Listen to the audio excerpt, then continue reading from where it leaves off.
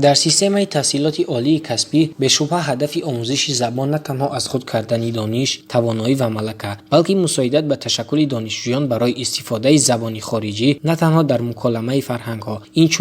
این واسطه معاشرت علمی کسبی میباشد. بخشیده به روز علمی تاجیک امروز با تشبث کافدرای زبان‌های خارجی دانشگاه دولتی کلاب به نام عبدالله رودکی سمینار علمی نظریوی دانشگاهی در موضوع هدف و ماهیت برنامه دولتی تکمیل تعلیم و آموزش زبان‌های روسی و انگلیسی در جمهوری تاجیکستان برای تا دوره سال 2030 برگزار گردید. در سمینار سمردین آقا زینب نامزد علم‌های پداگوژی سردار ریاست علم و اینواسیون، قربانوف کرامت الله دکان فاکولته فیلولوژی خارجی، دولت و فیض‌الدین مدیر کافدرای زبان‌های خارجی، خلاوه غلطی متخصص ریاست علم و اینواسیون و دیگر آموزگاران و دانشجویان شرکت ورزیدند. نخست سخن افتتاحی را مدیر کافدرا دولت فیض‌الدین آغاز نمود. سپس دولت نجم‌الدین نامزد علم‌های پداگوژی در موضوع آموزش خصوصیت‌های مقایسوی صفت هنگام تعلیم زبان‌های تاجیکی و انگلیسی، حسین آقا فریده معلم کلان کافدرا در موضوع ویژگی‌های سمانتیکی و گراماتیکی کاتگوری‌های شخص شماره فعل در زبان‌های تاجیکی و انگلیسی، جمالبی حبیب الله در موضوع متدهای فعال تعلیم زبان خارجی در صنف‌های بالایی مؤسسه‌های تحصیلات میانه عمومی و رابعه عبدالصمد در موضوع اصول‌های اساسی کلمه‌سازی در مثال اصطلاحات کتابداری در زبان‌های تاجیکی و انگلیسی سخنرانی نمودند.